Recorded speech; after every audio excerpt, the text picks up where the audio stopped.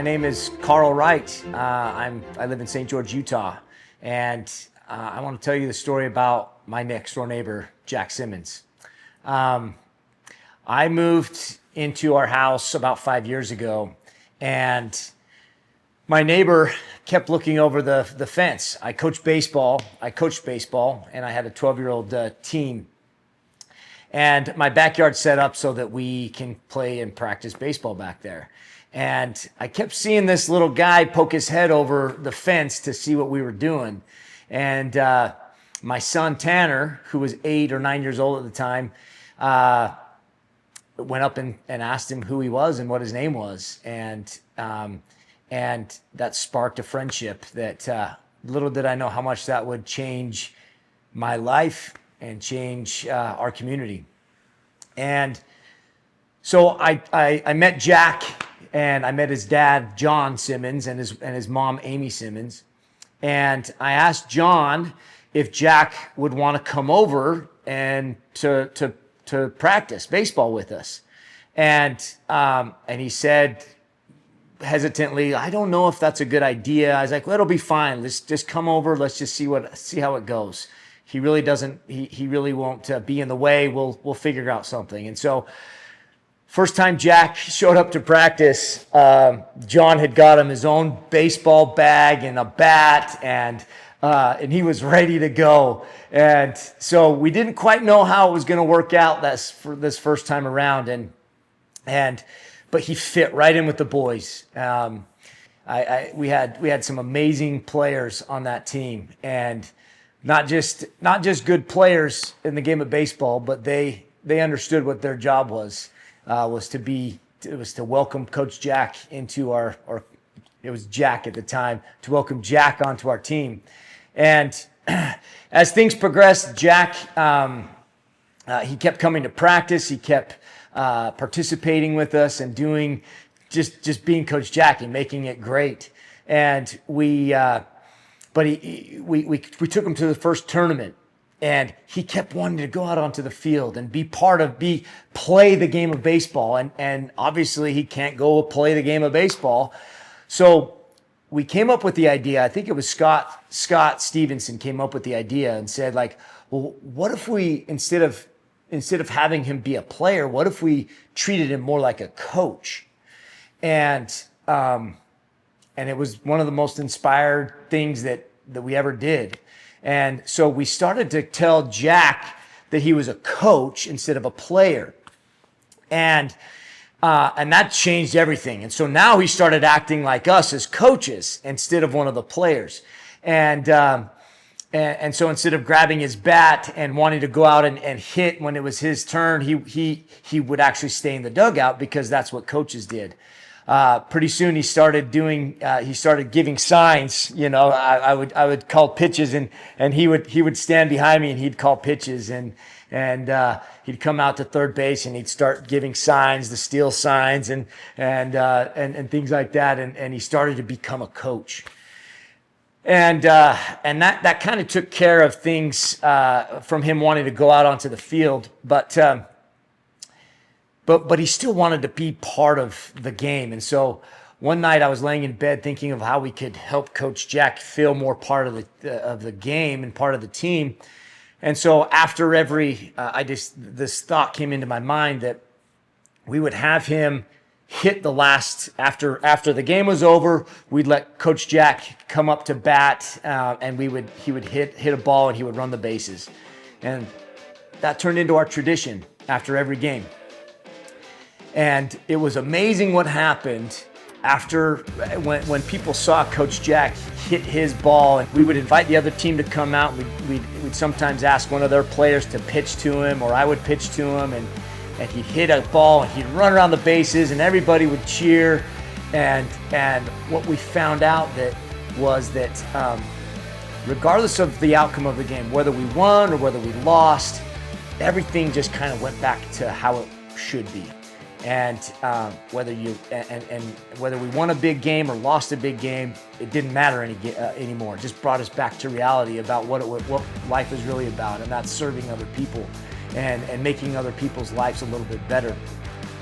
And as the teams that we played caught on to what we were doing, the players got really excited about it, and now it's been this this big tradition that it's Coach Jack's turn to get up to bat, and he hits a home run, and everybody cheers, and it just resets everything, and it's an amazing thing.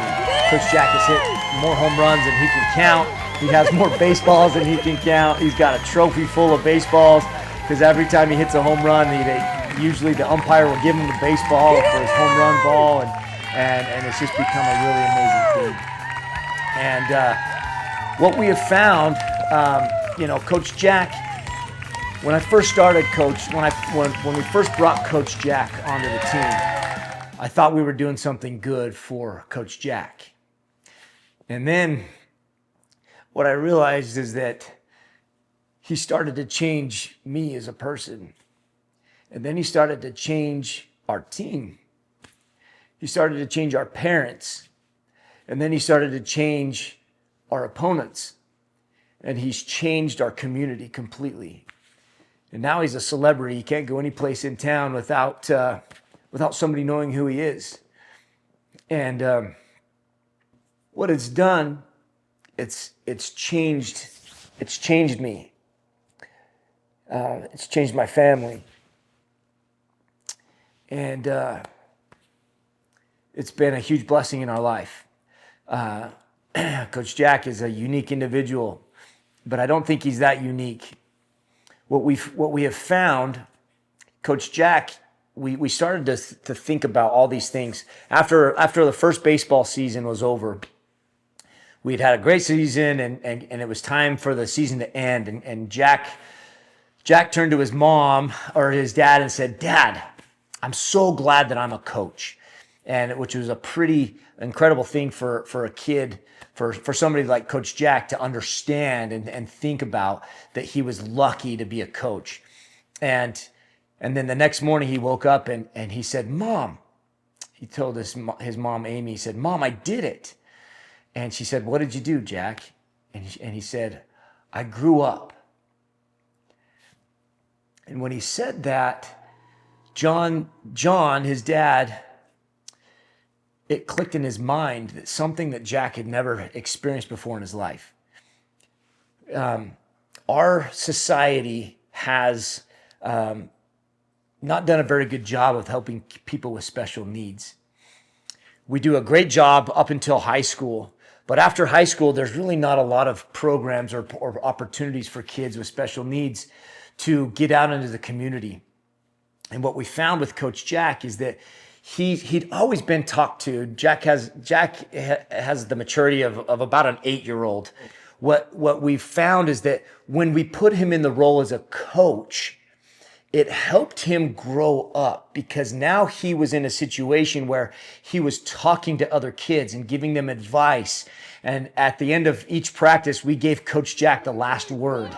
And he would always say, "Hey, good job. You guys are doing great. You need to work hard. You need to have a good attitude and a good effort, and let's go and let's do better," and we gave him that opportunity to act like a coach.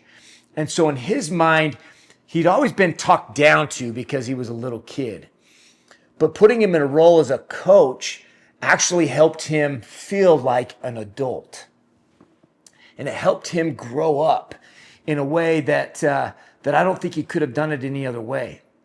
And I think our special needs community needs more of that. We need more people to embrace these special needs and give them opportunities to lead. Give them opportunities to lead others and to teach others.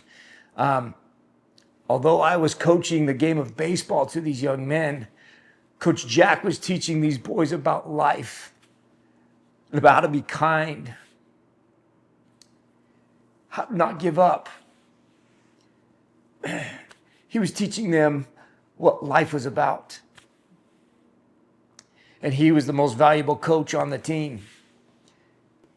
So if we as a society can rally together and find these individuals who with special needs and give them the opportunities give them opportunities to teach other people and to do things that they're passionate about.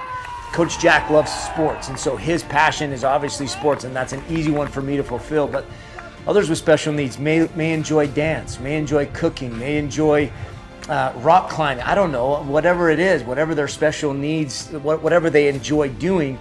I think we can take them and put them in a situation where they now lead these younger people, and put them in situations to help them feel like they are contributing to society instead of taking from society.